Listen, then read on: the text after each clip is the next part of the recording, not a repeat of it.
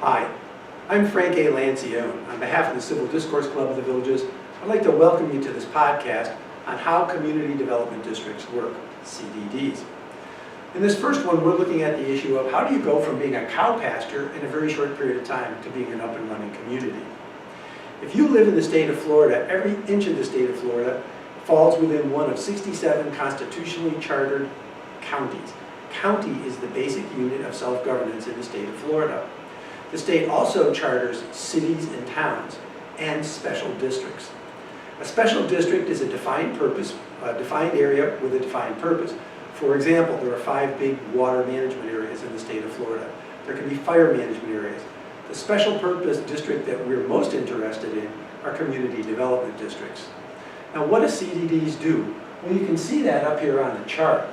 These are the sort of basic infrastructure services that we have come to expect from our municipal governments. Stormwater management, potable water, common areas, street lights, special events, security, recreation, sewer and wastewater management.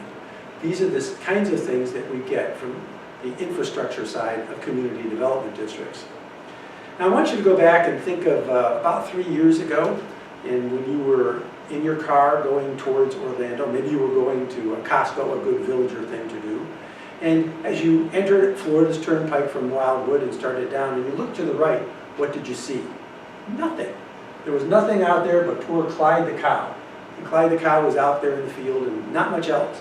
But if you were to take that same trip today, you'd see massive civil engineering going on to lay the infrastructure for new communities like McClure and DeSoto. And if you could see far enough down, you'd see Fetty, which is now a thriving community with over 1,000 residents. How does that happen? Well, it begins when a developer, like the Morse family or anybody else, buys a plot of land. And so they buy the land. At this point, they've probably done a lot of coordinating already with the cities or counties that are involved. But they get the land and they go to the cities or towns and they say, we want to define a special district within your borders. They need the permission of these intervening units. Once they gain it, then they're able to go to the state. The state favors development. So they're more likely than not, if the developer has a good name and a good plan, to approve the creation of a special district. Now, once a special district is approved, then things can move forward. You have to have somebody to do the work. How does that happen? There's nobody living in that field other than Clyde. He's not going to do a lot of work for us. So how does that all happen? Well, when a community development district starts, the people who own the land hold what's called a landowner's election. Each of the landowners is given 1 vote per acre of land that they own, and there's a formal election process under normal election rules. And they create the first board of supervisors. CDDs are managed by 5-person boards. So now, as you see, you have a board of supervisors. They're able to do things. Now the developer at this point has most likely got all of the permits and he's got all these zoning approvals through all of the intermediate layers of government. So he takes his plan, or her plan, to the board. He says, this is what I want to build in the way of streets and roads and streetlights and irrigation and potable water. This is how that's all going to work. These are what the traffic patterns are going to be. And this is the cost to build that infrastructure. At that point, the board takes a look at the plan, does some due diligence, and it accepts the plan and authorizes the developer to go forward. Now, how does the board pay for the plan? Well, it is a public entity, and as a result of that, it's able to issue tax-exempt bonds. Not just a thought from a resident standpoint. All developers have to spend money to develop the infrastructure before they build homes that we come in to buy. Because a CDD is a public entity and it can issue tax-exempt bonds, it doesn't have to pay as much for its financing. When the time comes that we buy homes in that district, that's an advantage to us because those costs are going to be passed along to us. So one of the advantages of a CDD. Okay, you see down there the developer is out building the infrastructure, doing the civil engineering. Pretty soon, like the village of Fenny, you actually have a village beginning. You have recreation facilities in place. You have a lot of amenities in place. You have a lot of infrastructure. Now the CDD handles the infrastructure at this point, not the amenities. As people start to buy homes in that community, each time they buy a home, they buy the residence, the land, and they buy a bond.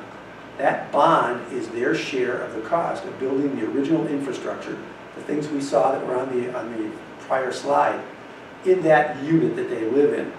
Now, I live in the village of Antrim Dells. When I bought my home back in 2014, Antrim Dells was brand new. At the time that I bought my home, I had the option to pay off my bond as a part of my purchase price or to buy the bond and hold it. I chose to hold it. So my original bond plus the 30 years of interest came to around $43,000. Each year I get a charge in the non-ad valorem tax section of my tax bill for approximately $1,400. There's also a second charge in that non-ad valorem tax section, and that's for amenity fees, or rather for what are called annual maintenance assessments, and we'll talk about those. Okay, how do you transition from landowner election and developer jurisdiction to jurisdiction by the actual residents? At the 6-year mark, when a CDD has been in effect for 6 years and has 250 registered voters, at that point you can shift. So when those original supervisor positions that were filled, when they come back up for re-election, instead of being re-elected in a landowner election, they now are elected in what's called a qualified election. You have to be a resident of the CDD to vote, and you have to be a resident of the CDD to run for supervisor. So that's how the transition takes place. It takes place over a period of years. Now, what does the CDD do when it's up and running? Well, 3 things mainly. First of all, each year there's an annual maintenance assessment. That's that second charge on your non-ad valorem tax bill. And that is charged by the board to cover the cost of maintenance each year. In addition, they collect funds to set aside for maintenance reserves.